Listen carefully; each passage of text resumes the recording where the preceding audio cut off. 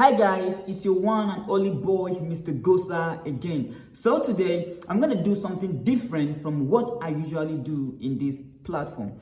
I am introducing a new discipline known as history. And the first topic that I shall be examining today is meaning and importance of history. Therefore, there are several meanings attached to the definition of history. As a result of this, there is no single, universal, acceptable definition of the term or discipline known as history. This is because history means different things to different individuals. Therefore, I shall be looking at three definitions of history that has been given to us by some of the major historical scholars. Therefore, the first person that I shall be examining his definition is no any other person rather than E.H. Carr. E.H. Carr defined history as a continuous process of interaction between the historian and his fact in an unending dialogue. I repeat, E.H. Carr defined history as a continuous process of interaction between the historian and his fact in an unending dialogue. Now, what E.H. Carr is trying to tell us is this, that there has always been a connection that connects or that link the past and the present. Therefore, the present, which is the contemporary, have to turn back and study what had actually happened in the past, so as the present will not repeat the mistake which had happened in the past.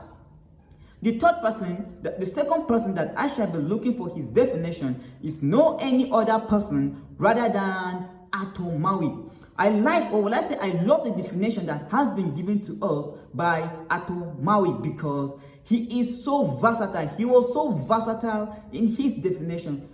In fact, Arthur Marwick defined history in three different consecutive levels.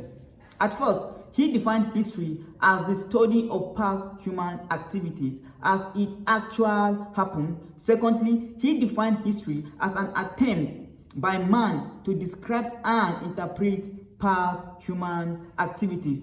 Thirdly, he defined history as an academic field of study. As a matter of fact, Arthur Marwick is the first person who would see history as something or as a discipline that we can sit within the four corners of our lectures room or classroom to study it as a discipline. Therefore, the third person that I shall be looking for his definition is no any other person rather than R.G. Collingwood. Now, R.G. Collingwood defined history as an investigation, as an inquiry into past human activities. With all these three definitions that I have given you guys, that has been given to us by some of the major historical scholars. Therefore, we were able to come up with more simple and acceptable definition of the discipline known as history. Therefore, we can now define history as the study of past human activities based on evidence.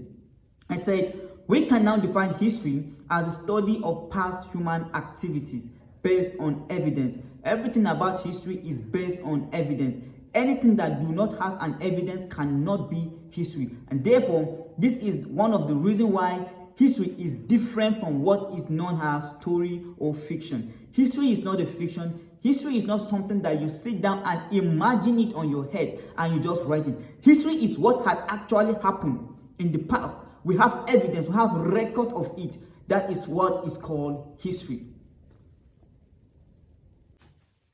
Importance of history. I repeat, importance of history. The importance of history cannot be overemphasized. This is as a result of the fact that history studies human society and humanity itself. Another factor, or one of the major reasons why we study history, is that history helps us to develop what is called critical and analytical way of reasoning. This means that we should not just take things based on face value or hearsay. Another factor why we study history is that history helps us to know the various contributions of our great heroes and heroines. Great personalities such as Adolf Hitler, Napoleon Bonaparte, Mao Zedong, Calvin Clausewitz, among many others. We were able to know their contribution either positively or negatively. All these we were able to know it as a result of the study of history. History also helps us know the date in which various events happen in human history. For example, we know the period and we know the event that happened in BC. We also know the event that happened in AD. For instance, we know the century which Industrial Revolution took place and the year which Industrial Revolution took place. All these are as a result of the study of history. If there's anything you don't understand, you can comment on the comment section and I will reply to you via a text or a format video like this. Please, may you like and subscribe to my YouTube channel. I love you all and I love you all. It's your one and only boy, Mr. Gosa.